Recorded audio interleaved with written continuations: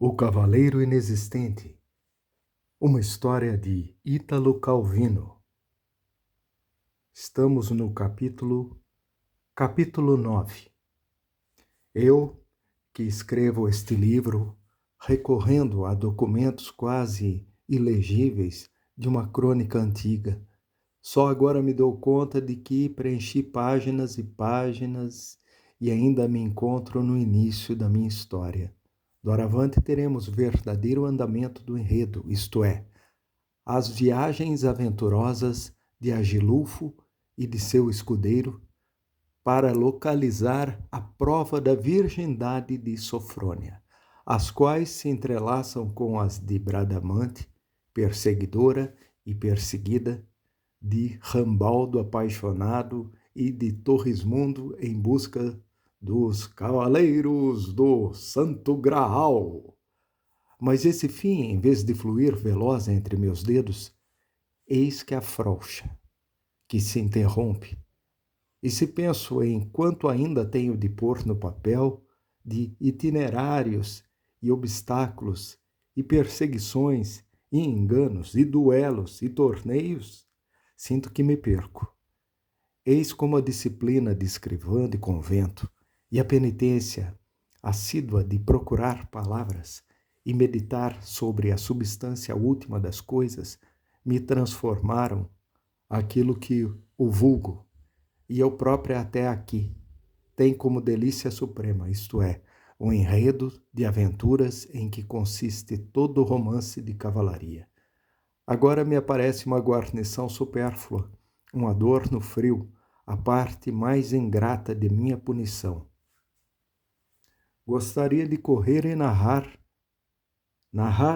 rapidamente, historiar em cada página, duelos e batalhas, quantos fossem necessários.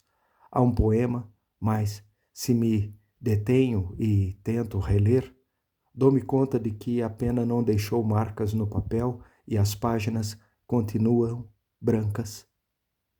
Para escrever como gostaria, seria preciso que esta página branca se tornasse dura de rochas avermelhadas, se desfizesse numa areiazinha espessa, pedregosa, e aí crescesse uma densa vegetação de zimbros. No meio, onde serpenteia um caminho irregular, faria passar Agilulfo, ereto na sela, de lança em riste. Mas além de paisagem rupestre, essa página deveria ser, ao mesmo tempo, cúpula de céu achatada aqui em cima, tão baixa que no meio só haveria lugar para um vôo grasnante de corvos.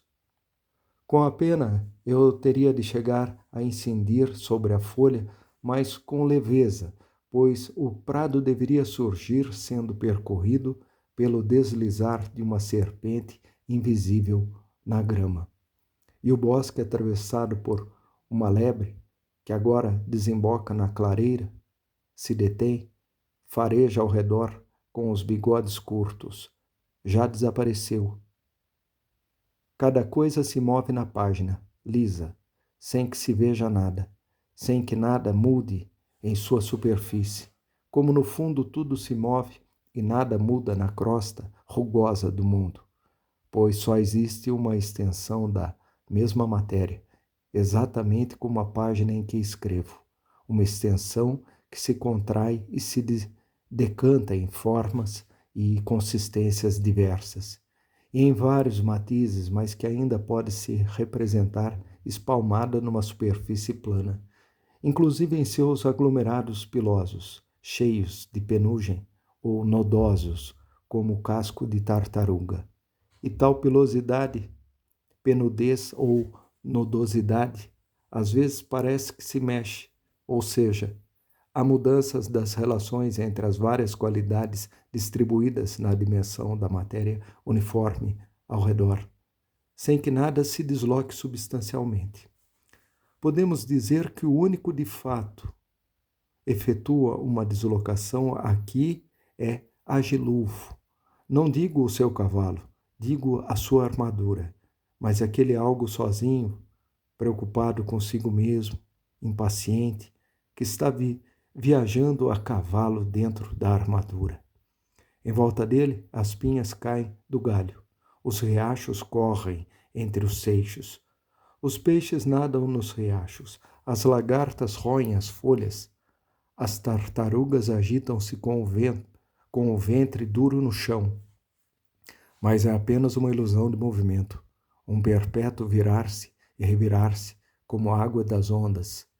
E nessa onda se vira e se revira, Gurdulo, prisioneiro do tapete das coisas, espalmado também ele na mesma massa com as pinhas, os peixes, as lagartas, as pedras, as folhas, mera excrescência da crosta do mundo. Quanto me é mais difícil registrar nesse papel a corrida de Bradamante ou de Rambaldo ou do taciturno Torrismundo. Seria necessário que houvesse na superfície uniforme um levíssimo aflorar, como se pode conseguir riscando a folha por baixo com um alfinete.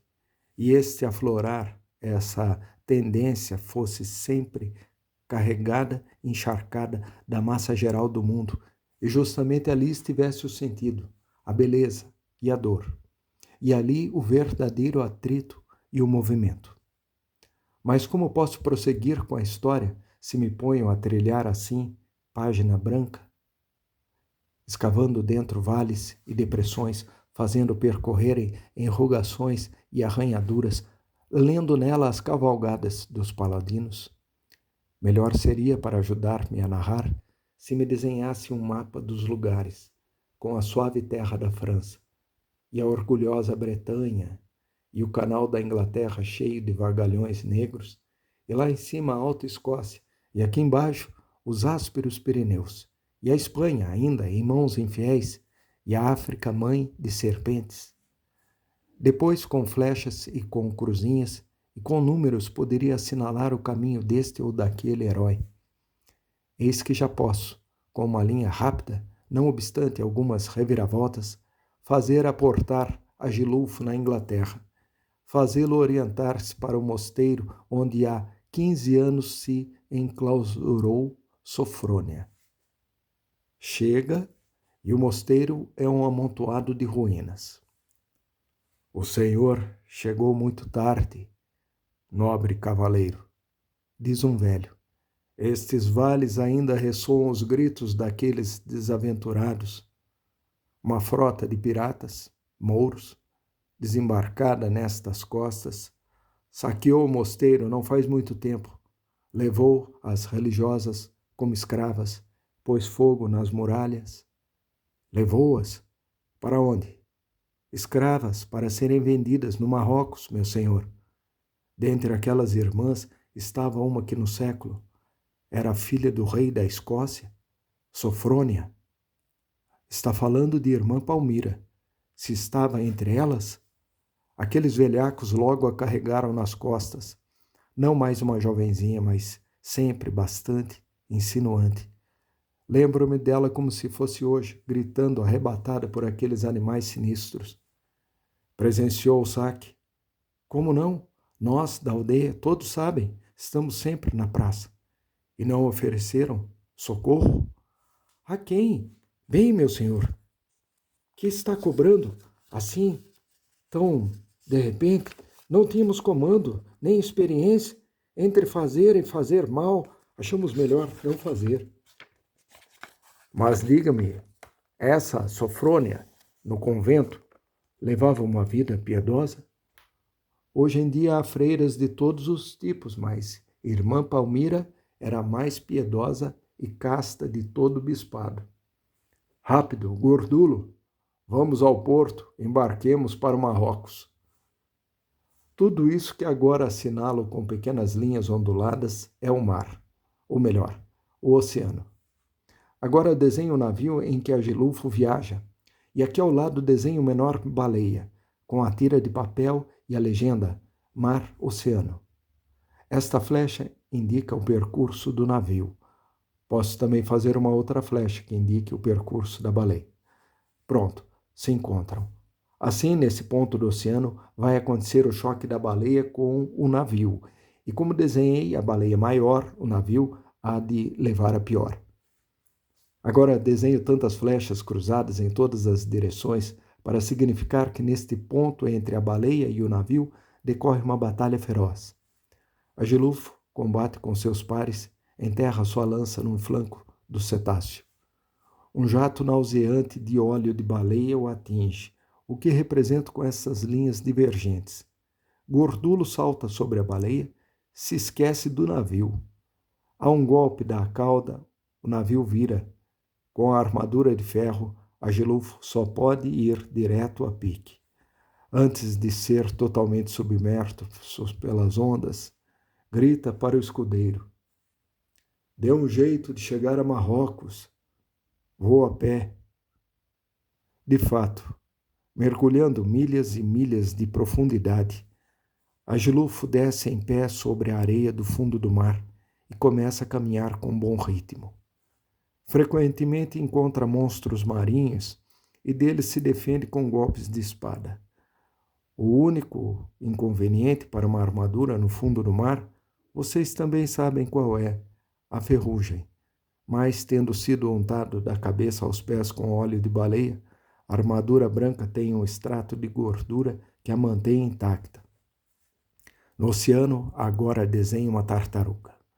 Gordulo engoliu uma pinta de água salgada, antes de entender que não é o mar que deve estar dentro dele, mas ele é que deve estar no mar.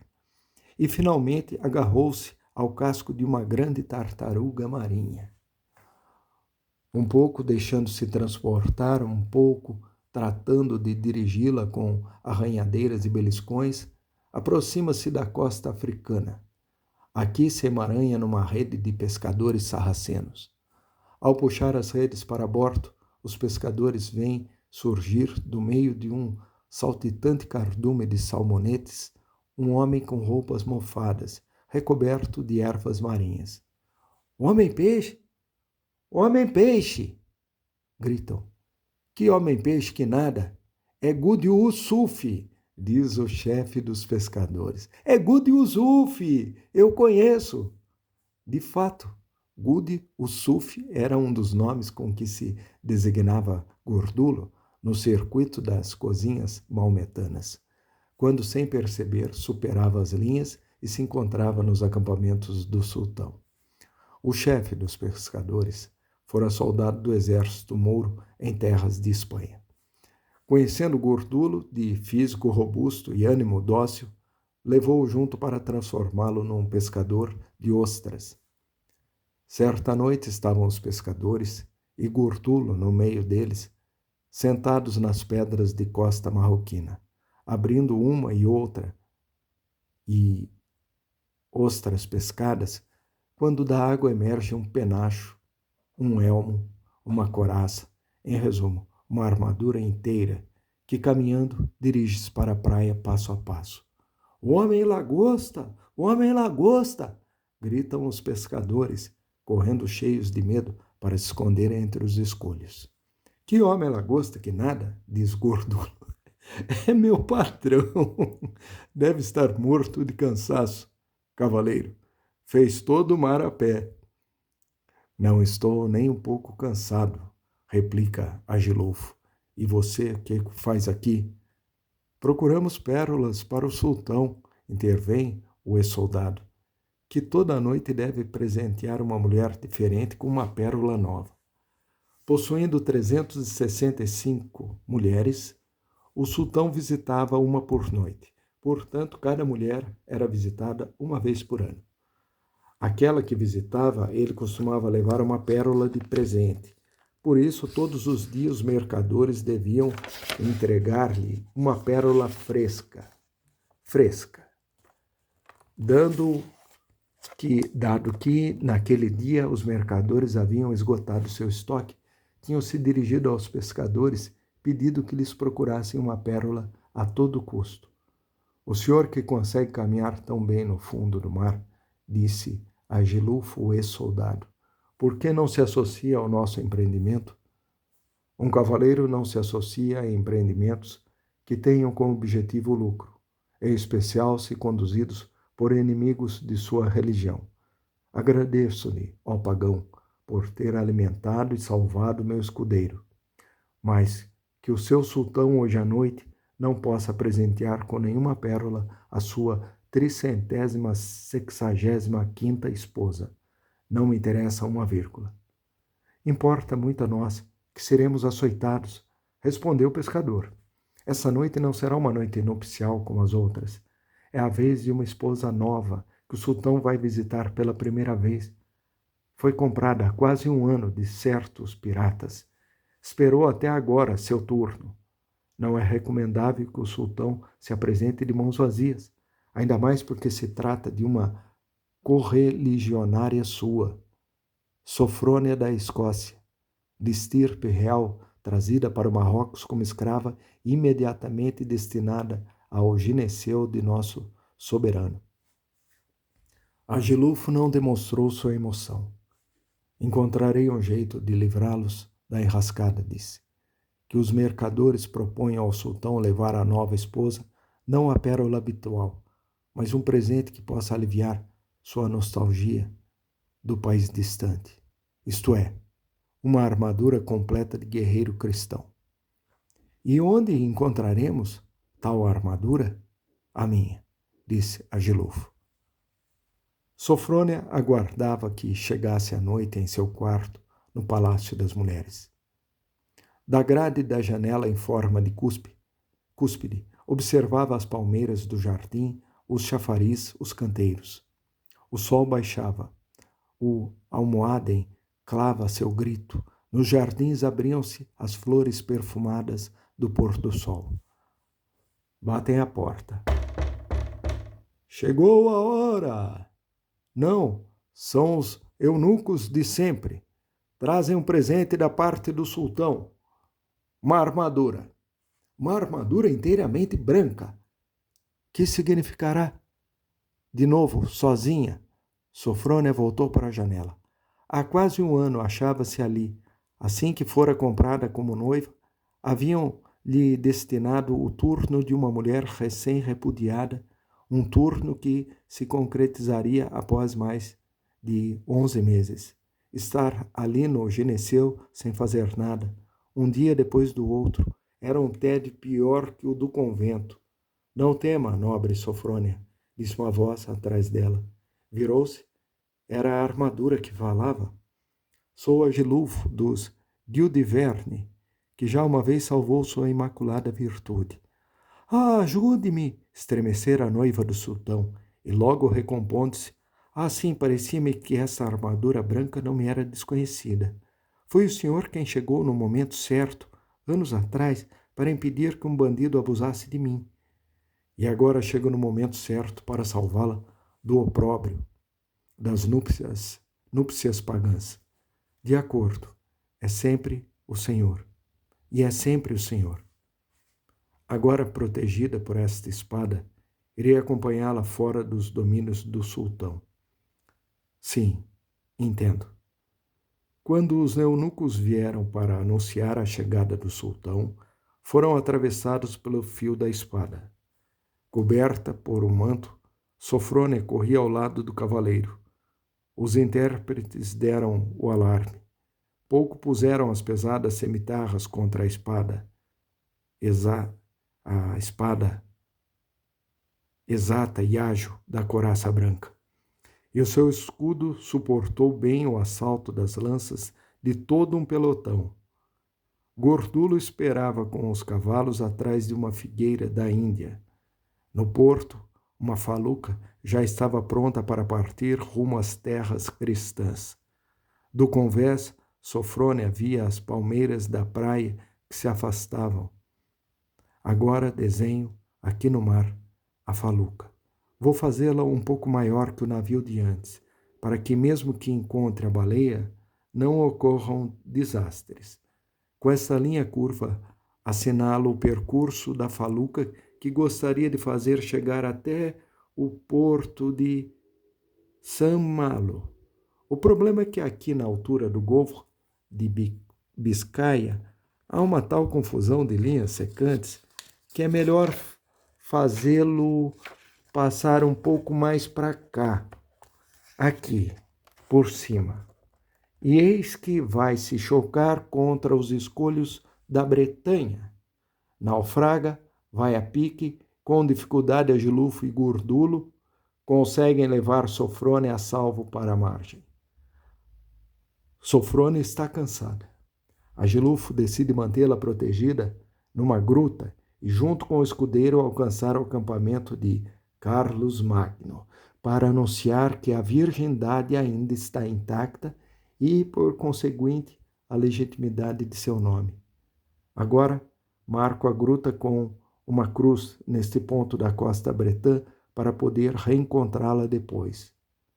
Não sei o que significa essa linha que também passa pelo mesmo ponto. Meu mapa já é um intrincado de linhas que corresponde ao percurso de Torresmundo. Assim, o jovem pensativo passa exatamente por aqui, ao passo que Sofrônia jaz na caverna. Também ele se aproxima da gruta, entra e vê.